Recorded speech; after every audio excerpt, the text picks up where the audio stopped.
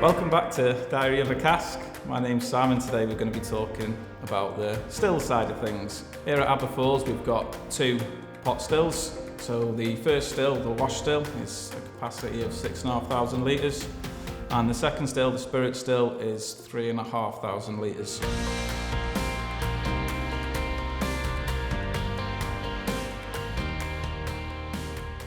The stills we use at Aber Falls are Macmillan stills, made out of copper of course, and they are shaped accordingly to make sure we get the best reflux out of them, to make sure that we have the characteristic that we require in our spirit.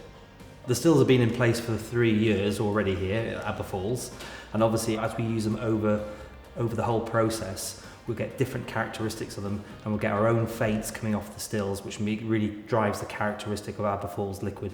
The wash still, we've got a standard pot still with the ball on the shoulder, which is like a curve like that just before it goes up to the neck. This sort of increases reflux, gives us a sort of a lighter, fruitier spirit, gives more surface area, contact time with the copper. We then have a spirit still with the same type of thing, the ball on the shoulder, but then our spirit still also has a reflux jacket, which basically is sort of an outer jacket on the neck of the still, which has cold water coming in. What that does is it creates reflux again inside the still, and it can give us a higher ABV as well, just adding that extra reflux into the still. Here at Aber Falls we run 7 days a week and doing 12 mashes. That process basically comes with our grain arriving, we're milling on site, followed by our mash. From our mash then we're doing a fermentation, adding our yeast. By the time we have our wash, it goes into the wash distillation before going into our spirit distillation and then on to casking. That process normally takes around 72 hours before it goes into cask. So one thing that we're very interested in at Aber Falls is making sure that we're reviewing all different parts of the process, whether it's the malted barley we use, the way we mill it, right through to the mash and the fermentation process. And then we'll also look at the condensing process. Where at Aber Falls we're quite lucky is we don't just condense on copper, but we also have a stainless steel condenser. This gives us even more congeners and more characters to really play with the liquid, hence having more than one new make spirit. People often ask about the percentage of our liquid. Well, it all depends on the campaign that we're running. Here at Aber Falls we run 4 new make spirits.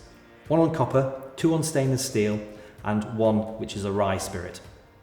Generally it's sort of 75 when it comes out, and it sort of averages when we fill it into the cask at 69%. That's before we add water for reduction. Now this all depends on which cask we're filling and which campaign, whether it's a high cut or a low cut. At the moment we're doing a copper condensed spirit, new make spirit, and that's going into bourbon casks, so we're filling it at 63.4%. The reason why we tend to have different cuts, this gives us more flexibility when it comes to the blending process and creating our end product. So when we're looking at our wood policy, this all comes back to originally what our flavour aims were. When we started off, we all sat round and we talked about what sort of sweets and sort of foods we used to like as children. For instance, I used to love cinder toffee, which is quite sulphurous, so it can be quite polarising. But we then looked at what our flavour aims were going to be, and that really gave us a stake in the ground to work out what campaign we wanted to run and what expression we wanted to release.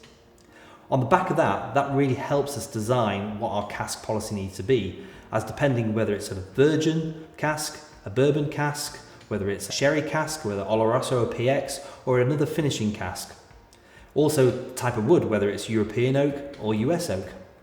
We also will look at dechar and rechar casks to speed up and slow down the process accordingly, depending on what we're actually trying to achieve. When the casks arrive, we'll always nose them, making sure that there's no off notes, maybe it's too sulphurous, before we then take them ready to be filled. Well, we check they're watertight first, and the way you can do that is you sort of add 5 to 10 litres of hot water. You can put a silicone bung in the bung hole, shake it around a bit and pull that out, and if you've created a vacuum, you know the cask is watertight. If it's not, then you can look at it and see if the hoops just need driving down a little bit, or if you can spot anything else different or anything unusual about the cask, anything like that. And if you can't, then it's generally bring it in, stencil it up with its ID number and the Aber Falls stencil, and then fill it in it. Sits then for X amount of years. For our non-age declared, we're leaving it at least for 3.5 years, and that fits into the rest of our campaign, which can be a 10, 15, 20 year process. So we're making sure that we release the right percentage to make sure that we still have enough stock for our age strategy as well. One thing we're very lucky at Aber Falls is our warehousing is literally right off the Menai Strait. This affords us a fantastic breeze off the sea and really creates some perfect conditions to keeping the temperature constant throughout the year. This also influences the characteristic as the casks age within that environmental process.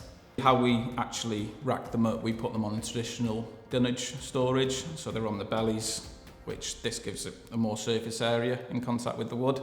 So it's greater, with more contact with the wood, you're getting more of the reactions happening inside the cask that you want.